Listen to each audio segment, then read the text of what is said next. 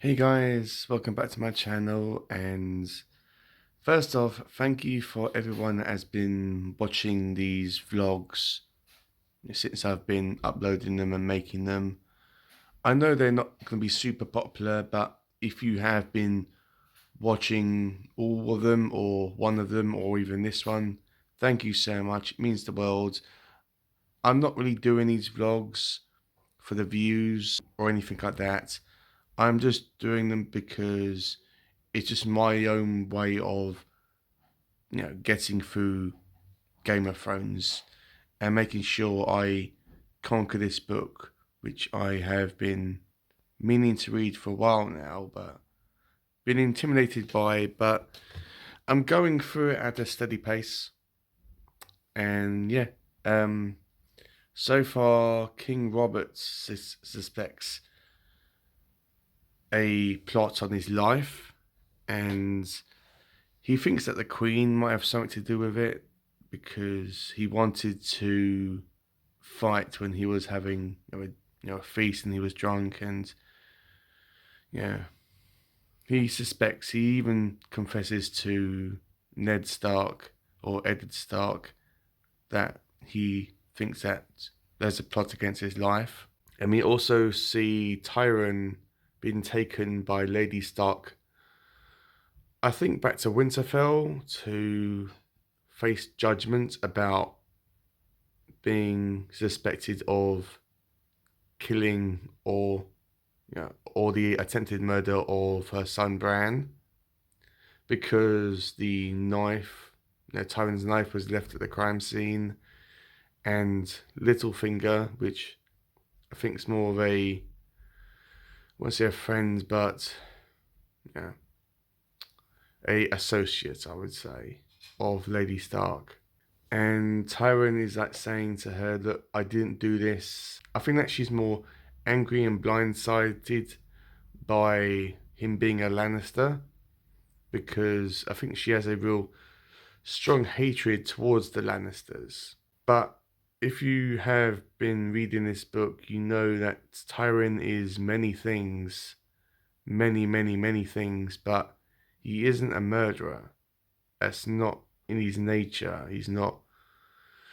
I was going to say he's not a violent person, but I think that he can be violent when he needs to be, but he's not a murderer. It's definitely not of a little boy that he took pity on and made a special saddle so Bran could ride his horse.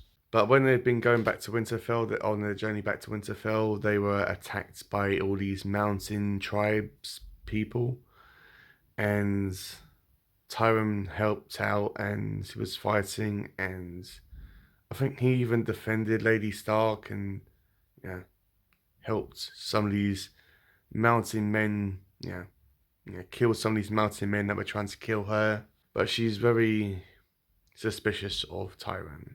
So yeah, that's where I am right now. So just slowly making my way through this book. Hey guys, so recently in Game of Thrones, Arya, the youngest daughter of Eddard Stark or Ned Stark or whatever, has been sneaking around the castle trying to catch a cat. I think it's part of her training to become a warrior. I think it's because cats are so fast. If you can catch one, then yeah. I don't know. I really do not know. But as she's going around the castle doing this, she comes across a secret passage that she goes into, and she overhears these two gentlemen talking about there being a fight and a plot to kill the Hand of the King. They said that, oh, we've already killed one of them, then why can't we kill the other one? That being, or referring to Ned Stark. So she tells her father about this and about what the gentleman looked like as well, and yeah, I think he's cautious. And when he's been and when Ned has been talking to his friend King Robert, there was a lot of discussion about Dany having a baby with Drago, and this has upset Robert dramatically. I think he sees it as a threat to the kingdom and to the throne as well, and he wants Danny and the baby to be killed and murdered. And of course, Ned doesn't like this. He doesn't want this to happen, and he is trying to like make his friend see sense that you cannot kill a baby. And there's all this like hatred and distrust towards the Targaryen family, even though basically the kingdom of the Targaryens is pretty much in ruin, and it's not as big as the other ones. But I think that they fear the rise of the Dragon Lords and the Targaryens rising into power yet again and threatening the balance of the way of things. So when the king doesn't see sense, Ned just basically gives him back the like badge or brooch or whatever that symbolizes his role as the Hand of the King back to his friend Robert, and just walks out, and he's basically just had enough of this whole thing, and he just wants to go back to Winterfell and to pick up from where he left off.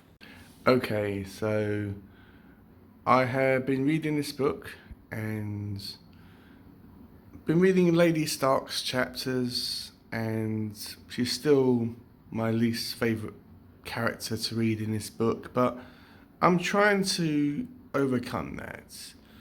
Yes, she did do some weird things that were unexpected of her character, like she left the bedside of her sick son to pursue something else. Can't remember exactly what it was. But now she's gone to take Tywin Lannister to her sister, and she had to go up this massive mountain and cliffside to do so. And her sister, even though she hates the Lannisters, she saying, "Why have you brought him here? I hate them, but I don't want them here." And I think the Lannisters are clearly hated in this world throughout the whole of Westeros, and through many families they don't like the Lannisters. But Tywin was looked down upon by the Lannisters and by his father because he was blamed for the death of Tywin's mother. So he has that kind of stigma attached to the family name. And Tywin, even though, as I keep on saying, even though he does do questionable things, he isn't really a bad person.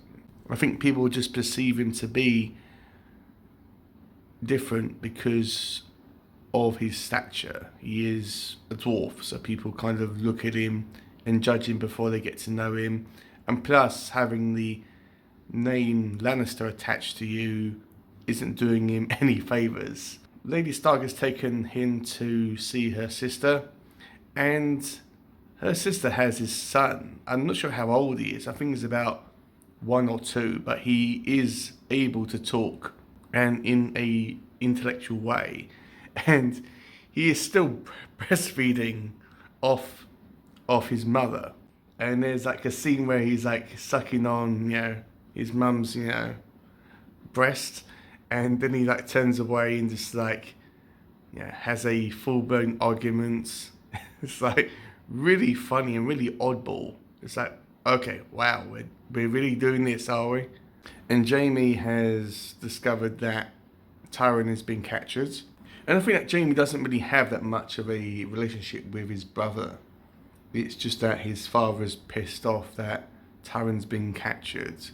And I think it's more to do with the fact that he wants to get him away from Lady Stark so he can protect their secrets and they won't have this threat, like this hostage held over their heads, rather than getting his son back out of love. Because even though we haven't really been introduced properly to Tyrion and Jaime's father, I feel that he's not the kind of person that can express his feelings and love towards his siblings and his, you know, kids, but we shall see.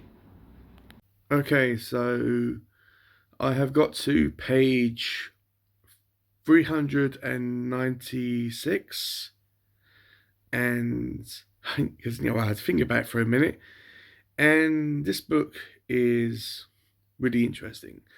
I'm over halfway through, so that's a massive plus.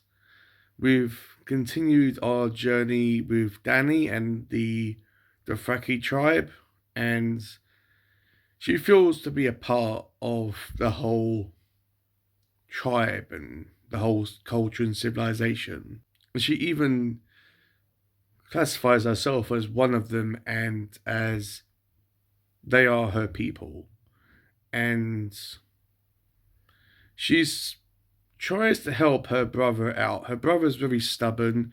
He keeps on referring to himself as the dragon because the house that they represent, which is the Targaryens, is represented by a dragon. So he refers to himself as the dragon. Do not awake the dragon, do not anger the dragon. But Dany keeps on trying to integrate her brother into the tribe because they see him as an outsider and someone that they don't respect. And I think that she is trying to integrate him into the tribe and to try to feel accepted and probably to try to feel respected as well, because he's trying to establish himself as this king, this ruler, when no one really has any respect for him and cares for him at all. And he still feels that the Dothraki tribe are savages and he's above them, and that he's above them rather. And obviously Dany being pregnant, she is beginning to show her belly's becoming more pronounced. And at the end of a chapter that I've read, she's cuddling up with one of the dragon eggs, which we are led to believe is petrified. It's turned to stone, and the dragon in it is no longer there. But I think that we know that there is something in this egg, and obviously as the series goes on, you see that there's dragons, and obviously these eggs are still active. And we also see Bran about how him and his brother Rob are trying to ride horses. Bran is fed up and he wants to go out hunting with his brother. He's very stubborn. He wants to get back to some sort of normal life. And riding on a horse, with this special saddle that what's his name? The dwarf character. I can't remember his name. Oh, it escapes me. So many names in this book. Tyrion, that's his name. Tyrion Lannister made for him. And he says that he likes Tyrion. But because he is a Lannister, he's kind of put into that category as, not to be trusted. And when they're out and about, well, not really hunting, but riding around, they come across these deserters from the wall and how they try to rob and potentially kill Bran. They don't. Well, at first I think they just want to rob him and leave him, but when Rob comes by and sticks up for his brother, and the direwolves get involved, loads of blood and guts everywhere. I can tell you that. We can, that was a really good scene. That really was a good scene, and he even left with one survivor, this woman survivor, and how she was pleading for her life. And I don't trust her. I think that she's going to stab them in the back the first chance that she gets, but we'll have to wait and see. I can't remember what her name is, but that's where I am with the book right now. So just my thoughts on it haven't really changed. It's still a good book. It's just a slow journey reading this book. I will try my best to finish it up this month because I want to continue reading the other books in the series. But yeah, thank you for watching this vlog, guys. And yeah, it really means the world to me. As I said at the start, pretty sure I said this at the start, I know this isn't going to be super popular, this whole series. This is just going to be, well, mostly for me to document my journey through this book that I'm intimidated to read, or was intimidated to read. And yeah, if you're watching this, and if you've, yeah, I mean, if you're watching this video, or if you've watched the whole of the other series or the other videos for this series, then thank you so much. And yeah, when it's all over, I don't know whether I will be doing a vlog for the second book. I will have to put that to a vote and see how it goes. But thank you for watching, and I'll see you when I get to the next milestone, which is page 500, or when I'm at that part of the book where I'm at page 500.